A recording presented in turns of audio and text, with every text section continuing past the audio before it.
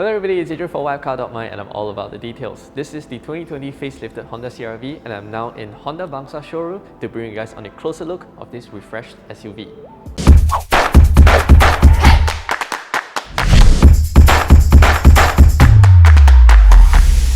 Download the official WapCar app now on Google Play Store. In this facelifted CR-V, Honda Malaysia has trimmed the variant lineup from 4 to 3. So it now starts with the entry-level 2-litre, mid-spec 1.5 TCP 2-wheel drive, as well as this range-topping 1.5 TCP 4-wheel drive. Now, as before, the TCP variants of the CR-V gets the full suite of Honda Sensing ADAS, and lane watch camera is now available standard across the range. Alright, let's first go through the exterior changes on this facelifted CR-V. Now, I think the facelift exercise gives the car a lot more neat and handsome look compared to the pre-facelift. So, for example, the front grille here, it's no longer finished in a big slat of chrome. It's now finished in gloss black trim, which I think looks very smart.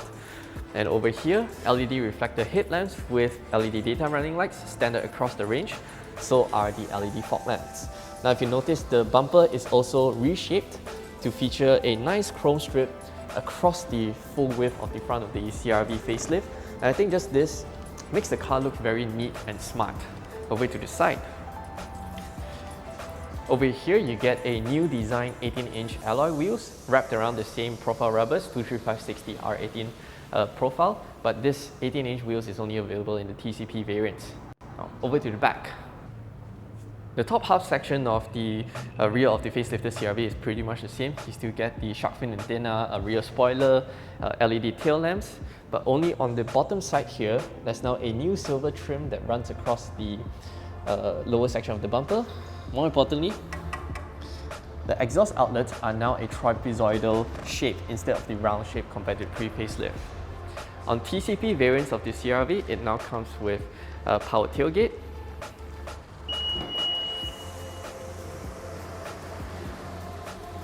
and then it opens up to a massive 522 litres of boot space, which is expandable by folding the rear seats down using the lever here.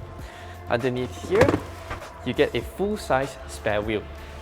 In the facelifted CR-V 1.5 TCP variants, it's powered by the same 1.5-litre 4-cylinder VTEC turbo petrol engine, pushing out 193 horsepower and 243 Nm of torque paired to a CVT automatic. In the all-wheel drive variant of the CR-V 1.5 TCP, it has a rated fuel consumption of 7 litres per 100 km. The two-wheel drive variant is slightly lesser at 6.8 litres. The entry-level CR-V is powered by a 2-litre naturally aspirated SOHC VTEC petrol engine, pushing out 154 horsepower and 189 Nm of torque, also paired to a CVT automatic. Changes to the cabin of the facelifted CR-V is not as extensive as the exterior. You still get the same wood inlays across the dashboard, the side door cuts, as well as the center console. The driver still get an LCD instrument cluster, which you get to cycle through the different types of driving information, multifunctional steering wheel with pedal shifters, as well as tilt and telescopic adjustment, powered front seats, so yes, both the driver and passenger side. And over to the center, the 7-inch touchscreen infotainment system supports Apple CarPlay and Android Auto, dual-zone automatic climate control, electronic parking brake with auto brake hold, as well as a very massive center storage bin, which you get to configure the different types of storage spaces. Okay, cool. The biggest changes in the front seat of the facelifted CR-V is the repositioned USB ports. Now, in the pre-facelift, the USB ports and HDMI port are hidden right in the center tunnel here, which makes it quite awkward to access when you want to plug in your phone and stuff. So they've repositioned the two USB ports up here, which makes ease of access a lot better. Into the back seat of the CR-V facelift, I have the front seat adjusted to my usual driving position, and I'm 175 cm tall. I have about 4 tennis balls worth of knee room, zero complaints whatsoever.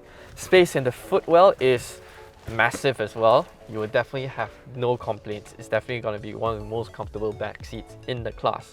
Other amenities in here include 2 back pockets, rear air vents, 2 USB charging ports. These are the fast charge type 2.5A, center armrest with 2 cup holders, as well as a reclinable rear seat.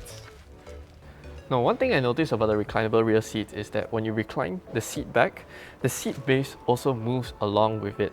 So what happens is it gives you a better thigh support when you're reclined. Let me demonstrate. Camera, come closer. Notice the seat when I recline.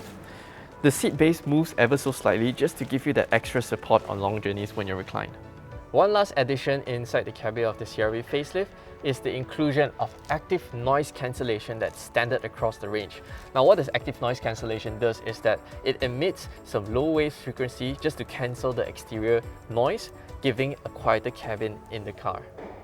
Lastly, the 1.5 TCP variants of the facelifted CR-V now comes with remote engine start, just like the new City as well as Civic.